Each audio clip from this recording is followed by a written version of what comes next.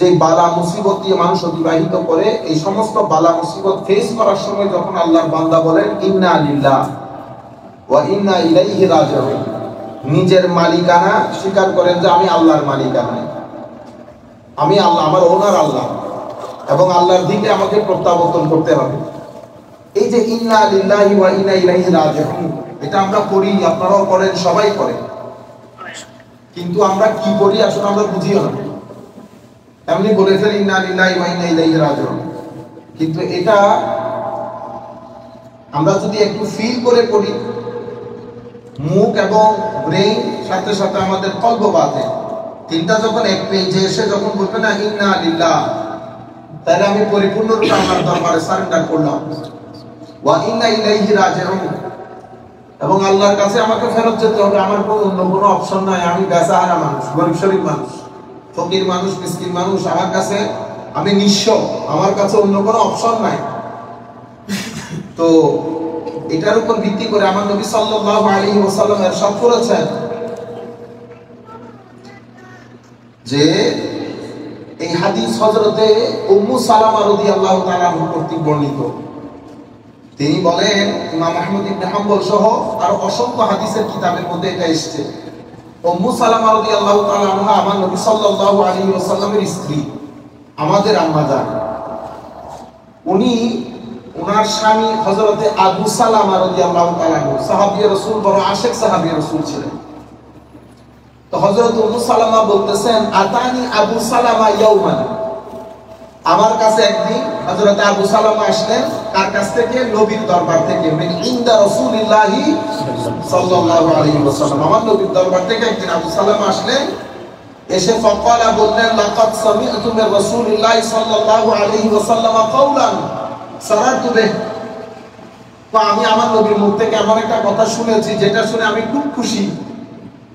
তখন জিজ্ঞেস করলাম কি জিনিস? তখন হযরত আবু সালামা বললেন, লা ইউসিবু আহাদাম মিনাল মুসলিমিনা মুসিবা ফায়াস্তারজিউ ইনদা মুসিবাতিহি সুম্মা ইয়াকুল আল্লাহুম্মা আজিরনি ফি মুসিবাতি ওয়াখলুফ লি খায়রাম মিনহা ইল্লা ফাআলা যালিকা বিহি। আমার নবী ইরশাদ করেছেন, মুসলমান নর নারী যখন কোনো মুসিবতগ্রস্ত হয়, বিপদগ্রস্ত হয়, এবং সে যখন ইন্না লিল্লাহি ওয়া ইন্না ইলাইহি রাজিউন পড়ে, সাথে এটাও পড়ে আল্লাহুম্মা আজিরনি ফি মুসিবাতি ওয়াখলুফ লি খায়রাম মিনহা, ওয়াখলুফ লি খায়রাম মিনহা, ইন্না লিল্লাহি ওয়া ইন্না ইলাইহি রাজিউন এর পরে যখন সে এই দোয়াটা পড়বে, তো ইল্লা ফাআলা যালিকা বিহি, আমার আল্লাহ রাব্বুল আলামিন যেই মুসিবত দিয়ে তাকে অতিবাহিত করিয়েছেন তার চেয়ে উত্তম জাযা ওই ব্যক্তিকে দান করবেন আল্লাহ। সুবহানাল্লাহ। মানে যেই বিপদে আপনি বিপদগ্রস্ত হয়েছেন তার চেয়ে অনেক উপরের জাযা, প্রতিদান আল্লাহ আপনাকে দান করবেন যদি বিপদগ্রস্ত হওয়ার পরে যে কোনো বিপদ।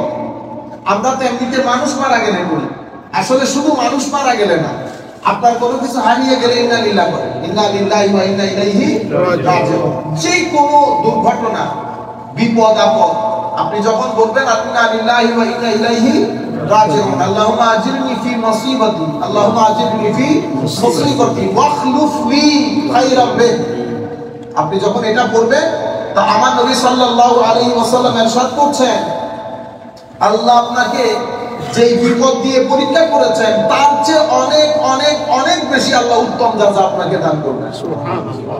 আচ্ছা, তো আমি এটা হযরতে আবু সালামার জবানে শুনেছি। আবু সালামা বলতেছে, এটা শুনে আমি খুব খুশি। হযরতে উম্মু সালামা বলতেছেন, ক্বালাত উম্মু সালামা ফাহাফিজতু যালিকা মিনহু, আমি আবু সালামার কাছ থেকে এটা মুখস্থ করে নিলাম। আবু সালামা তখন উম্মু সালামার স্বামী রাদিয়াল্লাহু তাআলা আনহুম আজমাইন। ফালাম্মা তুফিয়া আবু সালামা, কয়েকটা দিন আসলো, হযরত আবু সালামা ইন্তেকাল করলেন। আমার ওই কথা স্মরণে আসছে, বিপদগ্রস্ত হলে কি করতে হয়? ইন্না লিল্লাহি ওয়া ইন্না ইলাইহি রাজিউন, আল্লাহুম্মা আজিরনি ফি মুসিবাতি ওয়াখলুফ লি খায়রাম মিনহা। তো বলতেছে আমি এটা মুখস্থ করে ফেলছি। আবু সালামা যেদিন ইন্তেকাল করেছে আমি এটা বারবার তাকরার করছি, বারবার করছি, রিপিটেডলি, আল্লাহ আমাকে উত্তম জাযা দান করেন। পরে ওয়াকুলতু, আমি এটা পড়েছি, পড়ার পরে সুম্মা রাজাতু ইলা নাফসি ফাকুলতু মিন আইনা লি খাইর মিন আবি সালামা। আমি এটাও করতেছি, পরে পরে মনে মনে চিন্তা করতেছি আল্লাহ আমাকে আবু সালামার চেয়ে উত্তম আর কাকে দান করবে, কারণ আমার আশপাশে তো আবু সালামার চেয়ে উত্তম আর কেউ নেই। There is no one around me which is much better than Abu Salama, because the person that I know, Abu Salama is the best. So আমি নিজে নিজে কথা বলতেছিলাম যে আমি তো করতেছি দোয়া, কিন্তু আল্লাহ আমাকে আবু সালামার চেয়ে যদি বেটার কাউকে দেয়, তো আমি যেখানে আশেপাশে আবু সালামার চেয়ে বেটার কাউকে দেখছি না। সুবহানাল্লাহ। আমাদের দিল দেমাগ যেখানে কাজ বন্ধ করে দেয়, সেখান থেকে আমার আল্লাহর কাজের যাত্রা শুরু হয়। এরপরে ফালাম্মা, যখন আমার ইদ্দত শেষ হলো, আপনারা বুঝতে পারতেছেন আমি কি বলতেছি, যখন আমার ইদ্দত শেষ হলো, ইস্তাযানা আলাইহি রাসূলুল্লাহ সাল্লাল্লাহু আলাইহি ওয়াসাল্লাম, আমার ঘরের মধ্যে আমার নবী তশরীফ আনলেন। আমার ঘরের মধ্যে ইমামুল মুরসালিন নবী তশরীফ আনলেন। আমার দিল ও দিমাগের মধ্যেও নাই আমার নবী আমার জন্য প্রস্তাব করবেন। তো আমার নবী তশরীফ আনলেন আমার ঘরে, পারমিশন চাচ্ছিলেন ঘরে আসার জন্য। এর পরবর্তীতে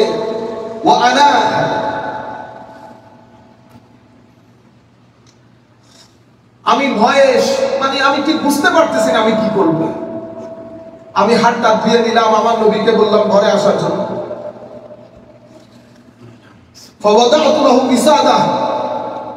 আমি পাটি একটা আমার কাছে যেটা ছিল চামড়ার পাটি আমি বিছাই দিলাম। ফাকাদ আলাইহা, আমার নবী বসলেন, বসে আমাকে প্রপোজাল দিলেন। সুবহানাল্লাহ, ডাইরেক্ট প্রপোজাল। কেন? কারণ উনি অলরেডি বিবাহিতা, মধ্যবয়স্কা, এবং ওনার ছেলে মেয়ে আছে বড় বড়। সেই কারণে আমার নবী সরাসরি প্রপোজ করলেন। আমার নবীর প্রপোজাল পেয়ে ফালাম্মা ফারাগা মিন মাকালাতিহি কুলতু ইয়া রাসূলুল্লাহ, দেখছেন সবার জন্য ইয়া রাসূলুল্লাহ। আমার নবী যখন আমার নবীর কথা শেষ করলেন, আমি আমার নবীকে আরজ করলাম, ইয়া রাসূলুল্লাহ মা বি আল্লাহ ইয়াকুনা বিকা রাগাবা, হুজুর আপনি প্রস্তাব দেবেন, আপনার প্রস্তাবে না করব ওই রকম উম্মু সালামা, ওই গাট উম্মু সালামার নাই। কিন্তু ইয়া রাসূলুল্লাহ ওয়ালাকিন্নী ইমরাতুন ফি গায়রাতিন শাদীদা, কিন্তু ইয়া রাসূলুল্লাহ আমি বড় প্রেস্টিজিয়াস মহিলা, বড় গায়রত সম্পন্ন মহিলা। বুঝতে পেরেছেন?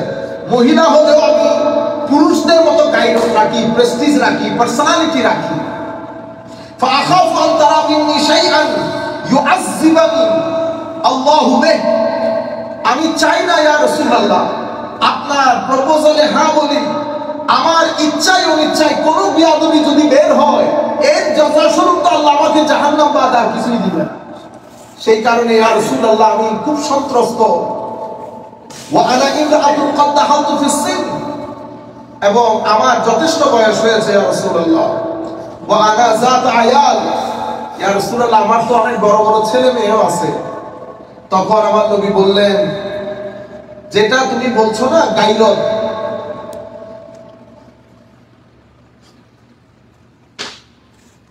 তুমি যেটা গায়রত বলতেছো সেটা আমারও ছিল।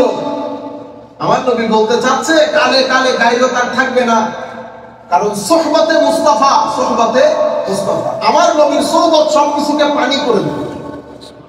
আর রয়ে গেল তুমি যেটা বলতে চাচ্ছ যে তোমার বয়স, সরি, আম্মা মা যাকারতি মিনাল গায়রাতি ফাসাওফা ইউযহিবুহা আল্লাহ, যেটা তুমি গায়রত বলতেছো সেটা আল্লাহ দূর করে দেবে। আর যেটা বলতেছো সন্তান সন্ততি, সেটা আমারও আছে, সেটা আমারও আছে। আর যেটা তুমি বলতেছো তোমার বয়স, তো বয়স তো আমাদেরও হয়ে গেছে, বয়স আমাদেরও হয়ে গেছে। ফাতাজাওয়াজাহা রাসূলুল্লাহ সাল্লাল্লাহু আলাইহি ওয়াসাল্লাম, আমার নবী হযরত উম্মু সালামাকে শাদী করলেন। হযরত উম্মু সালামা এরপরে বললেন, আবদানি আল্লাহ বিআবি সালামাতা খায়রাম মিনহু রাসূলুল্লাহ সাল্লাল্লাহু আলাইহি ওয়াসাল্লাম। তখন আমি বুঝলাম আমার নবী যে শিখিয়ে দিয়েছেন, বিপদগ্রস্ত ব্যক্তি যদি এই দোয়া করে আল্লাহ উত্তম জাযা দান করেন, আমি দেখলাম আমার আল্লাহ আমাকে আবু সালামার চেয়ে কোটি গুণ বেশি উত্তম জাযা দান করেছে। আলহামদুলিল্লাহি রাব্বিল আলামিন। আমরা আল্লাহর দরবারে যখনই কোনো বিপদগ্রস্ত হবে বেশি বেশি করে ইন্না লিল্লাহি ওয়া ইন্না ইলাইহি রাজিউন এটা করবেন। আল্লাহুম্মা আজিরনি ফি মুসিবাতি, মাওলাই করিম আমার এই মুসিবত জাদা ওয়াক্তের মধ্যে আপনি আমাকে উত্তম জাযা দান করেন। আচ্ছা, এর পরবর্তীতে ওয়াবাশশিরিস সাবিরিন আল্লাযীনা ইযা আসাবাতহুম মুসিবাতুন ক্বালু ইন্না লিল্লাহি ওয়া ইন্না ইলাইহি রাজিউন। এটা যখন করবেন উলাইকা আলাইহিম সালাওয়াতুম মির রাব্বিহিম ওয়া রাহমা ওয়া উলাইকা হুমুল মুহতাদুন। এখানে আমার আল্লাহ তিনটা কথা বলেছেন। একটা হচ্ছে এই মানুষগুলোর উপরে আল্লাহর সালাওয়াতুল, উলাইকা আলাইহিম সালাওয়াতুম মির রাব্বিহিম, তাদের উপর আল্লাহর সালাত, তাদের উপর আল্লাহ সালাত। ওয়ালাইকা আলাইহিম সালাওয়াতুম মির রাব্বিহিম ওয়া রাহমা, তাদের উপর আল্লাহর রহমত। ওয়া উলাইকা হুমুল মুহতাদুন, এবং তারাই সত্যিকার অর্থে হেদায়েত প্রাপ্ত লোক। তো কয়টা শব্দ ব্যবহৃত হয়েছে? তাদের উপর আল্লাহর সালাত, তাদের উপর আল্লাহ সালাত, আল্লাহ তাদের উপর সালাত করেন, সুবহানাল্লাহ ওয়া বিহামদিহি সুবহানাল্লাহ, এবং তাদের উপর আল্লাহর রহমত, এবং তারাই হেদায়েত প্রাপ্ত। তাইলে হেদায়েতে আল্লাহর পক্ষ থেকে, সালাতে আল্লাহর পক্ষ থেকে, রহমতে, এই তিনটা জিনিসের সাথ হিসেবে দাঁড় করানো হয়েছে সবরকে, ধৈর্যশীলতাকে। আমরা ধৈর্যশীলতা কাকে বলে, কয় প্রকার, সংজ্ঞা কি, সেটা দুই ক্লাস সিটিং পূর্বে আমরা উল্লেখ করেছি আপনাদেরকে। সেই কারণে সমস্ত সুফিয়ায়ে কেরাম, যতটা সুফিয়ায়ে কেরাম আছেন, সুফিয়ায়ে কেরামের স্কুল আছে, প্রত্যেক সুফি তার ক্লাসের উসুল বর্ণনা করতে গিয়ে বলেছেন অনেক উসুলের মধ্যে একটা মূলনীতি হচ্ছে সবর। যাদের ভিতরে সবর নাই তাদের ভিতরে তরিকত নাই। তরিকত এবং সবর একটা আরেকটার অঙ্গা, মানে এপিটোপি, বুঝতে পেরেছেন? কয়েনের এপি ওইপি। সবর বাদে তরিকত হয় না, তরিকত বাদে সবর। কিন্তু আমাদের তরিকত চর্চা একটু ভিন্ন। আমরা শুধু জিকির আজকারের মধ্যে সীমাবদ্ধ। লা ইলাহা ইল্লাল্লাহ 100 বার, ইল্লাল্লাহ 100 বার, আল্লাহু 100 বার। লা ইলাহা ইল্লাল্লাহ, ইল্লাল্লাহ, আল্লাহু, এগুলা জরুরি জিনিস, কিন্তু তাসাউফের উসুল না। তাসাউফের উসুল হচ্ছে আখলাকি পরিবর্তন। সবর, হায়া, তাওয়াক্কুল, এগুলা হচ্ছে উসুলে তাসাউফ। মুজাহাদা, আদব, হাম্বলনেস যেটাকে বলে, এগুলা উসুলে তাসাউফের মধ্যে, তাসাউফে মূলনীতির মধ্যে আসে। আচ্ছা, এখন সালাওয়াত, আমার ইমাম কুরতুবী রাহমাতুল্লাহ আলাইহি বলছেন সালাওয়াতু মির রাব্বিহিম ওয়া রাহমা, এটা হচ্ছে হাযিহি নিআমুম মিনাল্লাহি আযজা ওয়া জাল্লা আলাস সাবিরিন আল মুস্তারজিঈন। যারা ধৈর্যশীল, যারা আল্লাহর দরবারে বিপদগ্রস্ত অবস্থায় নিজেকে সুপর্দ করে দেয়, আমার আল্লাহর পক্ষ থেকে তাদের নিয়ামত হচ্ছে, প্রতিদান হচ্ছে আল্লাহর সালাত এবং আল্লাহর রহমত। তো সালাত এবং রহমত মানে কি? তো সালাতুল্লাহি আলা আবদিহি আফুকুহু ওয়া রাহমাতুহু ওয়া বারাকাতুহু ওয়া তাশরিফুহু ইলাহু ফিদ দুনিয়া ওয়াল আখিরাহ। তো সালাওয়াতু মির রাব্বিহিম, আল্লাহর পক্ষ থেকে সালাত মানে হচ্ছে আল্লাহর পক্ষ থেকে আল্লাহর ওই বান্দার জন্য ক্ষমা, আফু। এরপরে হচ্ছে রাহমা, দয়া, বারাকা, প্রাচুর্য, ওয়া তাশরিফ এবং সম্মান, কোথায়? ফিদ দুনিয়া ওয়াল আখিরাহ, দুনিয়া এবং আখিরাতের মধ্যে। এই কাজগুলো এক্সক্লুসিভলি যাদের ভিতরে আছে, আমরা তাদেরকে আল্লাহর ওলি বলি, তাদেরকে আল্লাহ ওলি বলি। বুঝতে পেরেছেন আপনারা? তাইলে এদের উপর আল্লাহর সালাত, এটা আল্লাহর পক্ষ থেকে বিশেষ নিয়ামত। কাদের জন্য? যারা অতি মুসিবতের মধ্যে ধৈর্য ধারণ করে নিজেকে আল্লাহর কুদরতের হস্তে সুপর্দ করে। আল্লাহর পক্ষ থেকে প্রতিদান হচ্ছে সালাওয়াত। সালাওয়াত মানে আল্লাহ তাকে ক্ষমা করেন, আল্লাহ তাকে তার রহমতের চাদরে আবৃত করে নেন, আল্লাহ রাব্বুল আলামিন তাকে তার বরকতের চাদরে আবৃত করে নেন, আল্লাহ রাব্বুল আলামিন তাকে সম্মান দান করেন দুনিয়াতেও আখিরাতেও। বিশ্বাস করেন এই সম্মান মাওলাই করিম আপনারা আপনাদের জীবনেও দেখেছেন। যারা সাধারণ ঈদের মসজিদের ইমামও যে সম্মান নিয়ে দুনিয়াতে থাকেন এবং যে সম্মান নিয়ে দুনিয়া থেকে চলে যান, বা সমাজের মধ্যে যারা আদর্শ মানুষ যে সম্মান নিয়ে থাকেন, যে সম্মান নিয়ে চলে যান, রুয়ে জমিনের মধ্যে বেমেসাল, এগুলার কোনো মেসাল নেই। আচ্ছা, এর পরবর্তীতে আমরা এই কথাটা এতটুকু পর্যন্ত রাখি, আর সামনে না যায় যেহেতু আয়াত অনেক লম্বা আছে আরো।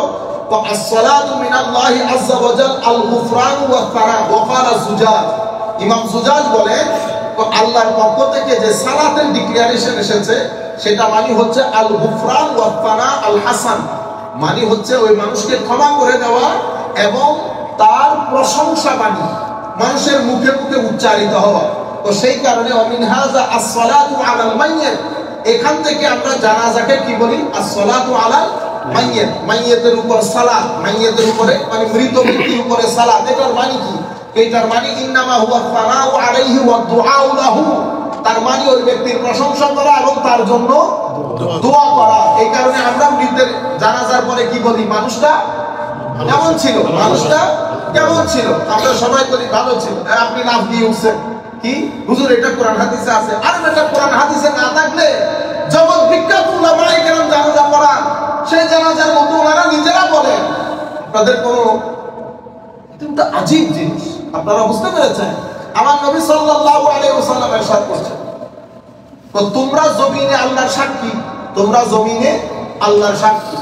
যেই ব্যক্তির উপর, যেই ব্যক্তির জানাজায় মানুষ তার প্রশংসা করবে, ফাহুয়া ইনদাল্লাহি হাসান, সেই ব্যক্তি আল্লাহর দরবারেও ভালো জিনিস হিসেবে কনসিডার হবে। মুসলিম শরীফের হয় এবং এটা আমি তো সমস্ত তাফসীরের কিতাবের মধ্যে এগুলো এসেছে। সালাওয়াতুল্লাহি মানি ওই ব্যক্তির জন্য মানুষের মুখে প্রশংসা, ওয়া দুআউ লাহু, সালাতুল জানাজা মানে হচ্ছে এটা, সালাতুল জানাজা মানে এটা। আল্লাহ রাব্বুল আলামিন আমাদের হামি ও নাসির হোক। এরপরে বিসমিল্লাহির রহমানির রহিম, ইন্নাস সাফা ওয়াল মারওয়াতা মিন শাআইরিল্লাহ ফামান হাজ্জাল বাইতা আও ইতামারা ফালা জুনাহা আলাইহি আন ইয়াতাওয়াফা বিহিমা ওয়া মান তাতাওয়া খায়রান ফা ইন্নাল্লাহা শাকিরুন আলীম। ইন্নাস সাফা ওয়াল মারওয়াতা মিন শাআইরিল্লাহ, আমরা এখন নির্দিষ্ট একটা বিষয় শেষ করে আরেকটা বিষয়ে ঢুকতেছি। তাইলে আমরা এতক্ষণ পর্যন্ত যে বিষয়গুলো শেষ করেছি সেটা শুরু হয়েছিল কি দিয়ে? সেটা শুরু হয়েছিল ওয়ালা তাকুনু লিমান ইউক্তালু ফি সাবিলিল্লাহি আমওয়াত বাল আহইয়া, মানে জিহাদ দিয়ে, যুদ্ধ দিয়ে যারা জিহাদের ময়দানে আল্লাহ রাসূলের এই বাণী তুলে ধরার জন্য, প্রতিষ্ঠা করার জন্য নিজের জীবন বাজি রেখে স্ট্রাগল করে এবং শেষ বিকালে নিজের জীবনকে বিসর্জন দেয়, মাল দৌলত সবকিছুকে বিসর্জন দেয়। এই কথাগুলো শেষ হওয়ার পরে আমার আল্লাহ হজের কথা শুরু করেছে। তাইলে দুইটার মধ্যে সিমিলারিটি কি? তো সিমিলারিটি হচ্ছে জিহাদের ময়দানে যেমন মালও খরচ করতে হয়, ঘামও জড়াইতে হয়, হজের ময়দানেও মালও ছাড়তে হয়, ঘামও জড়াইতে হয়। আমাদের বাইরে কি বলে, হজ আগের মতো আর কষ্ট নেই। দেখছেন মনে হয় 1200 শতাব্দীতে হজ করছে একবার, আর এখন বেচারা 2024 আরেকবার গেছে, বুঝে গেছে যে এখন হজ খুব সোজা। আমি মনে করছি খুব সোজা। আমি গতবার বিয়ে লীলা করছি, মানে এক ভয়াবহ অবস্থা। আপনারা বুঝতে পারতেছেন? ভয়াবহ অবস্থা। আমাদের সামনে আমি দুই মানুষকে প্রায় আল্লাহ পাক জানে বেঁচে আছে কিনা। আপনি যখন সিম্পল একটা জিনিস দেখেন, আমরা তাঁবুতে যখন থাকি, আমি মনে করছি তাঁবু মানে এটা বড় বেডশিট দিবে, তো তাঁবুতে এটা একটা খাট, জানাজার খাট আছে না, ডানেও হইতে পারবেন না বামেও। আমি বেচারারে আমার ডানে বামে আল্লাহর ওলি দুইজন ছিল, তারা বেচারা আমার ব্যবস্থা করে দিয়েছে যে আমরা মৌলবীরা সব জায়গায় আরাম, সব জায়গায় আরাম। কিন্তু এটা তো কষ্ট, এটা সবচেয়ে বড় জিনিস হচ্ছে ওয়াশরুম। এটা একটা আজীব বিষয় না? আপনি বলতেছেন হুজুর বেশি সহজ নয়। আচ্ছা, ওখান থেকে লাখো মানুষের, আপনি যখন এই কি বলে তাঁবু থেকে বের হয়ে আমরা আরাফাতে যাব, সেই দিন আমি আল্লাহর দরবারে পানা চাইছি।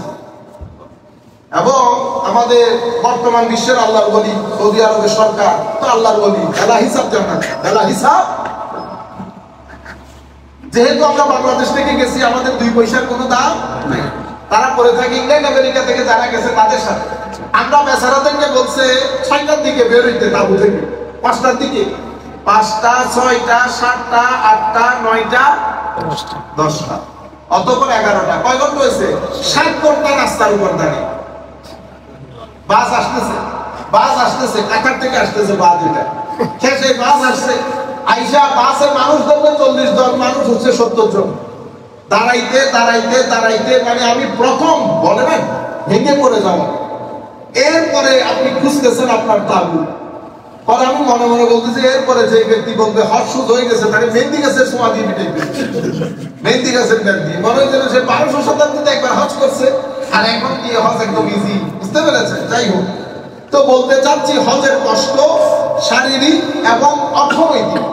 এটা কষ্টের সিমিলার, কোন কষ্টের? জিহাদের কষ্ট। সেই কারণে জিহাদ ভিত্তিক আয়াতগুলোর পরে আল্লাহ হজের কথা শুরু করেছেন। এটাকে বলে পরের আয়াতের সাথে প্রথম আয়াতের কি সিমিলারিটি। সেই কারণে যে কোনো আয়াত আপনারা কোরআন শরীফের মধ্যে আবার বাইরা বলেন, আপনি হুজুর দেখছেন এই কোরআন শরীফ না? লিহা সিবাব শানে নুজুল, কয়টা জিনিস হলো? লিহা সিবাব শানে নুজুল, মানে এই আয়াতের উপরে কি আছে, পরে কি আছে, এবং এই আয়াতের কনটেক্সট কি। তো এই আয়াতের কনটেক্সট যদি বুঝতে চান, অবশ্যই উপরের 5 আয়াত পরের 5 আয়াত আপনাকে পড়তে হবে, না কনটেক্সট বুঝবেন না। Context না বুঝলে you will never be able to understand the text of Quran. So to understand the text of Quran, it is requirement. It's a requirement to understand the context. If you'd like to understand the context, you must have to know the 5 verses before this verse and 5 verses after it. তো প্রথম 5টা পরের 5টা যদি না পড়েন, এটাকে বলে সেবা এবং লেহা, তাইলে আপনি শানে নুজুল বুঝবেন না, কনটেক্সট বুঝবেন না। যদি কনটেক্সট না বুঝেন তাহলে টেক্সট বুঝবেন না। তাইলে টেক্সটের জন্য কনটেক্সট পড়া জরুরি, কনটেক্সট বোঝার জন্য উপরের আয়াত পরের আয়াত পড়া জরুরি, নাইলে আপনি কোরআন শরীফের আয়াত বুঝবেন না। তাইলে ইন্নাস সাফা ওয়াল মারওয়া মিন শাআইরিল্লাহ। আচ্ছা, আল্লাহ বলতেছেন সাফা এবং মারওয়া এই দুইটা জিনিস আল্লাহর নিদর্শন। আল্লাহর মানে এটা দুইটা এমন জিনিস যেটা দেখলে আপনি আল্লাহর শরণ আসে, আল্লাহর ইবাদতের কথা স্মরণে আসে, আল্লাহ রাব্বুল আলামিনের দরবারে সিজদা দিতে ইচ্ছে করে, ঝুঁকে যাইতে ইচ্ছে করে। এগুলাকে কি বলে? শাআইরুল্লাহ। শাআইরুল, তো সাফা মারওয়া যেমন শাআইরুল্লাহ, মসজিদও তেমন শাআইরুল্লাহ। মসজিদ যেমন শাআইরুল্লাহ, মসজিদের যিনি খতিব উনিও শাআইরুল্লাহ, আল্লাহর ওলিরা শাআইরুল্লাহ, কোরআন শাআইরুল্লাহ, মাজারাত শাআইরুল্লাহ। যেগুলা দেখলে আপনার ভিতরে আল্লাহ জেগে উঠে, আমাদের মতো লইতে মাথা খতিব না। আপনারা বুঝতে পেরেছেন? অরিজিনাল যারা আলেমে রব্বানি, আমি তাদের কথা বলতেছি, আমরা না। আলেমে রব্বানি যাদের মজলিসে বসে, যারা ঘুরে ফিরে আপনাকে আল্লাহর কথা বলবে, নামাজের কথা বলবে, আপনি রাজনীতির কথা বলবেন ঘুরে ফিরে, কিন্তু তারা আপনাকে ঘুরে ফিরে ওই চত্বরের ভিতরে নিয়ে আসবে। এই কারণে সব মানুষকে কি বলা হয়? শাআইরুল্লাহ। আর শাআইরুল্লাহর প্রতি সম্মান প্রদর্শন করা, এটা হচ্ছে আপনার অন্তরের তাকওয়ার সবচেয়ে বড় পরীক্ষা। মুজাররব মানে টেস্টেড, আপনার অন্তরে তাকওয়া আছে। কেন? আমার আল্লাহ বলছেন ওয়া মা ইউআযযিম শাআইরাল্লাহ ফাইন্নাহা মিন তাকওয়াল কুলুব। অন্তরের তাকওয়া কি?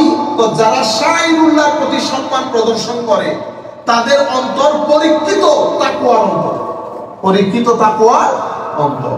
তো ইন্নাস সাফা, সাফা মানে কি? আপনারা অনেক ছেলে মেয়েদের নাম রাখেন না সাফা। এমনিতে সাফা মানে সাফার একটা শাব্দিক অর্থ আছে, আল হাজার আল আমলাজ বলে, পাথর। কিন্তু সাফার আরেকটা অর্থ হচ্ছে পরিষ্কার হওয়া, সাফ হওয়া, হ্যাঁ, একেবারে খাঁটি হওয়া, সাফা। এভাবে মারওয়া, মারওয়ার আসল অর্থ হচ্ছে শুভ্র পাথর, আল হাজার আল আবিয়াদ। কিন্তু এই আল হাজার আল আবিয়াদ মানে নরম শুভ্র পাথর। কিন্তু সাফা এবং মারওয়া বলতে হেরেমের পাশে মানে মক্কায়ে মুআজ্জামার সাথে লাগানো দুইটা পাহাড়কে একসাথে কি বলে? সাফা এবং মারওয়া। সাফা এবং মারওয়া। কিন্তু এই দুইটা নাম, এই দুইটা শব্দ দিয়ে দুইটা পাহাড়কে বোঝানো হয়। এই দুইটা পাহাড়কে আমার আল্লাহ শাআইরুল্লাহ বলেছেন। শাআইরুল্লাহ, শাআইর এটা শাইরাতুনের বহুবচন।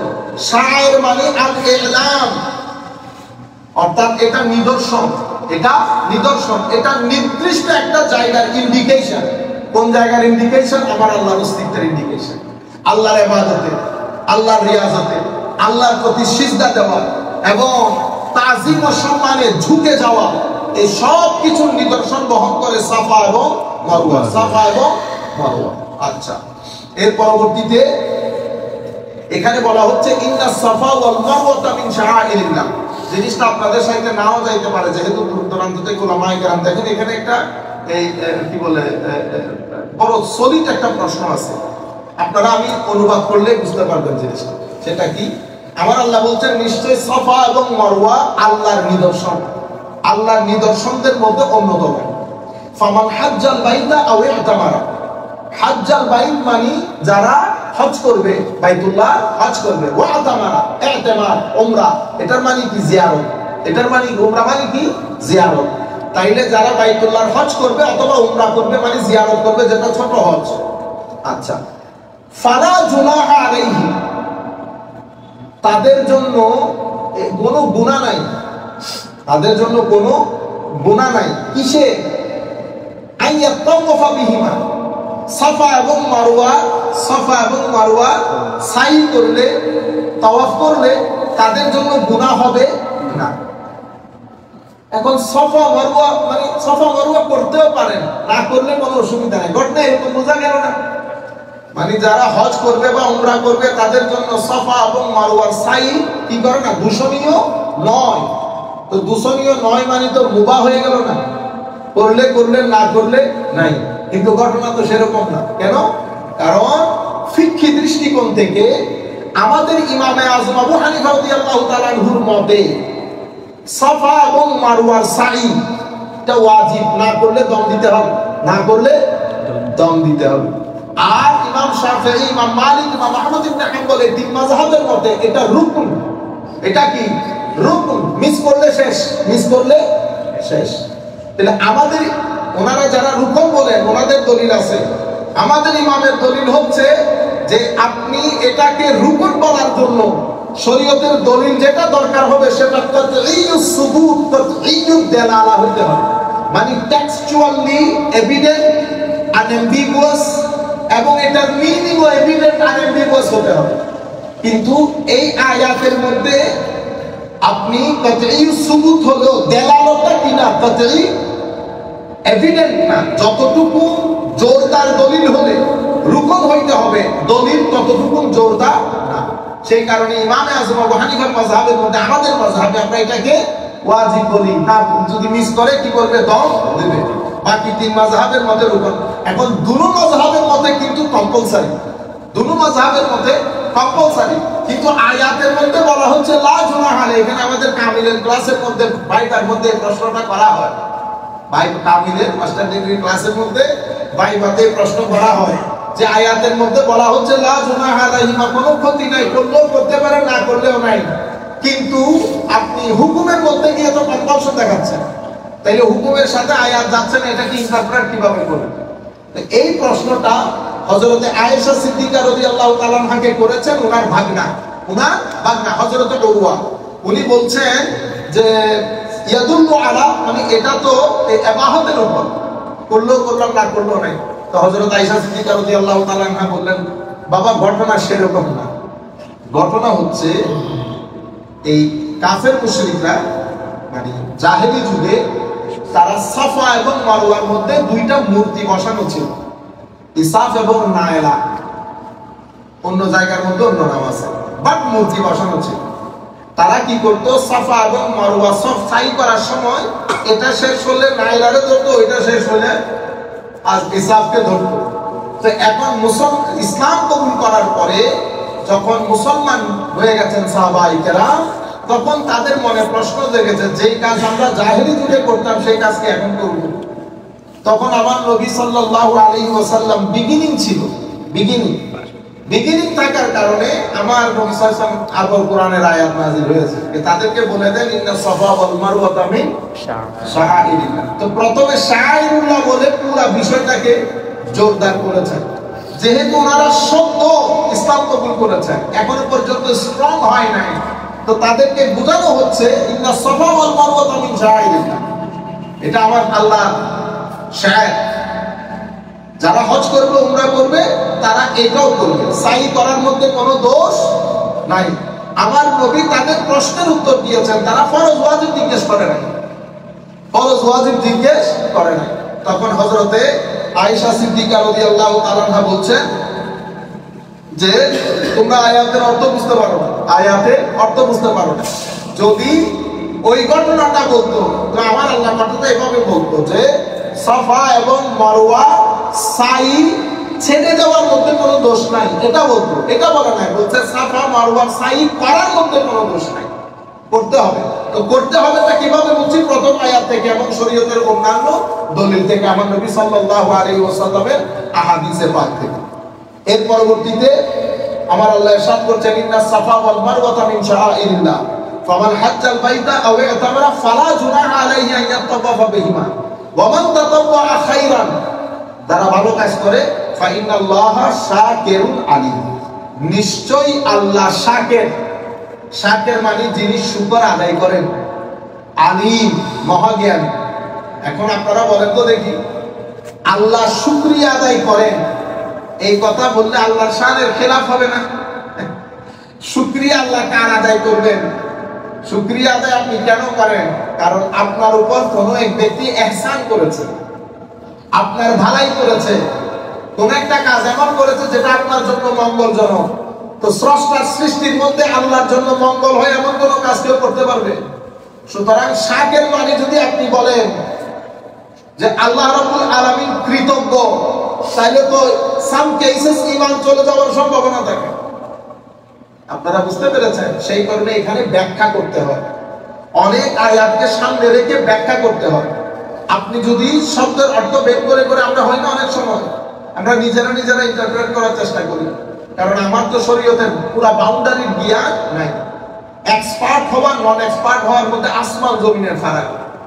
আমি কালকে একটা বই পড়তেছিলাম, অনেক বড় স্কলার, কিন্তু উনি ইসলামিক ব্যাংকিং এর জন্য অনেক বড়, ফিকহ ফতোয়ার জন্য অনেক বড়, কিন্তু উনি বই লিখেছেন কিসের উপর? পলিটিক্সের উপর। আমি 20 পৃষ্ঠা পড়ার পর আমি বুঝতে পারছি উনি পলিটিক্সে কিনা গভীরতা নাই, কারণ এটা ওনার বিষয়। তো পরে উনি দেখলাম এক জায়গায় 20 পৃষ্ঠা আমার 20 পৃষ্ঠা শেষ হওয়ার পর উনি এক জায়গায় লিখছেন এই কথা, যে আমি বইটা যারা পড়বে তাদেরকে বলবো, আপনারা যারা পলিটিক্সের এক্সপার্ট তাদের বই পড়ে তারপরে মন্তব্য করবেন, আমার বই পড়ে পলিটিক্সের উপর মন্তব্য করবেন। দেখছেন বড় স্কলার যারা, তারা খুব দ্রুত কি করে ফেলে, স্বীকার করে ফেলে। আমাদের মতো যারা আছে স্বীকার করতে চায় না, সব জায়গায় মাস্টারি, সব জায়গায় মাস্টারি। অথচ উনি 400 পৃষ্ঠা বই লিখছে, এবং পলিটিক্সের আদ্যপান্ত সবকিছুতে আমাদের ক্লাস আছে ইসলামের পলিটিক্সের। তা আমি এটা পড়তেছিলাম, আমার আজীব লাগছে। ভদ্রলোক মোটামুটি উনি 400 পৃষ্ঠা মানে বোঝা যাচ্ছে না অনেক কিছু লিখছে, কিন্তু এক জায়গায় একটা পড়লে বোঝা যাচ্ছে তুমি এক্সপার্ট না, পলিটিক্সের এক্সপার্ট না। তাহলে এক্সপার্টিস আলাদা একটা বিষয়। সেই কারণে পবিত্র কোরআন যখন পড়বেন তখন আমরা কি করি, অনেক মুফাসসিরিনে কেরামকে একসাথে রাখি। শুধু একজনের তাফসীর করি না, একজনের তাফসীর পড়লে সবকিছু বুঝে আসে না, কারণ এক একজন এক এক ধাঁচের তাফসীর করেন। ইমাম ইবনে কাসির যখন পড়বেন তখন উনি প্রত্যেক কোরআনের আয়াতের নিচে অনেক হাদিস বর্ণনা করেন। ইমাম রাজি যখন পড়বেন তখন উনি আয়াতের ভিতরে ঢুকে রহস্যগুলো বের করবেন। আবার ইমাম কুরতুবী যখন পড়বেন উনি ওখানে শরীয়তের দলিল এবং ফিকহ মাসলা মাসাইল বের করবেন। আপনি যখন কাশফ পড়বেন তখন উনি শাব্দিক বিশ্লেষণ করবেন, সাফা মানে কি, মারওয়া মানে কি, বালা এখানে অলংকার শাস্ত্র কি রকম হয়েছে, আপনি বুঝতে পেরেছেন? কিন্তু আপনি যখন তাফসীরে রুহুল বায়ান ইমাম আলুসি পড়বেন তো ওখানে মাআরিফ হিকমত বেশি বর্ণিত হবে, এক এক তাফসীরের শান এক এক রকম, বুঝতে পেরেছেন? তাইলে এই জন্য কয়েকটা জিনিস, 2-4 রকমের জিনিস যদি একটু পড়ে তাইলে শুদ্ধ কথাটা বলতে সহজ হয় এবং মানুষের জন্য বুঝতেও সহজ হয়। তাইলে আমার আল্লাহ বলছেন শাকির, শাকির এটা শুকর থেকে। শুকর কাকে, শাকির কাকে বলে? শাকির ফিল লোকাতে হুয়াল মুযহির লিল ইনআম আলাইহি। শাকির মানে ওই ব্যক্তি যিনি নিজের উপর কেউ ইহসান করেছে সেটার বহিঃপ্রকাশ করে, সেটা বহিঃপ্রকাশ করে। আমরা এখানে শেষ করব ইনশাআল্লাহ। তাইলে শাকিরুল আলিম ওয়া যালিকা মুহাল ফি হাক্কিল্লাহ। তাইলে কেউ যেহেতু আল্লাহর উপর ইহসান করতে পারেন না, সেই কারণে এই শব্দ ডাইরেক্টলি আল্লাহর সামনে ব্যবহার করা মহান, অসম্ভব। কেউ যদি আল্লাহকে শাকির বলে ইন্নাকা মিন স্পিরিট, তাহলে ঈমান চলে যাওয়ার সম্ভাবনা থাকে। কেন? কারণ শাকির মানে হচ্ছে মুযহির, অর্থাৎ কেউ তার উপর ইহসান করেছে, সেই ইহসানটা প্রকাশ করছে। তাইলে এখানে শাকিরুল মানে কি? তো শাকিরুল মানে আমি যেটা বুঝে আসছে, আমার ছেলে, তার সাথে আমার সম্পর্ক, আমি তার পিতা, সে আমার ছেলে। কিন্তু আপনি ছেলেকে ডাকার সময় কি ডাকেন? বাবা। বাবা। ছেলেকে ডাকার সময় কি ডাকি? বাবা। কেন ডাকি? লিতালাত্তুফ ওয়াল মাহাব্বা, অতি মুহাব্বত, লুৎফ, তার প্রতি আমার কানেকশন, জজবা, ইমোশন। এই ইমোশনের কারণে আমি ওই শব্দটা ব্যবহার করি, যে শব্দটা তার ব্যবহার করা উচিত। সেই কারণে আমার আল্লাহ কোরআন শরীফের আরেক জায়গায় বলেছেন, মানজাল্লাযী ইউকরিদুল্লাহ কারদান হাসানা, কি আছো তোমাদের মধ্যে আমাকে কর্জ দিবা? তাইলে আল্লাহকে কি আমরা ঋণ দিতে পারবো? না। তো আসলে ঋণ আল্লাহ চাচ্ছে আপনি আল্লাহর বান্দাদেরকে দেন, কিন্তু যিনি ঋণ দিবেন তার প্রতি মায়া মহব্বত লুৎফ করে আমার আল্লাহ বলতেছেন, বান্দারা তোর কর্জ আমি নিজে হাতে নিচ্ছি। এটা আল্লাহর মহব্বত বান্দার প্রতি। তাইলে এজহারে মহব্বত, এজহারে লুৎফের জন্য আমার আল্লাহ বলছেন শাকিরুন আলীম, শাকিরুন আলীম। আল্লাহ রাব্বুল আলামিন আমাদের হামিয়া নাসির হোক।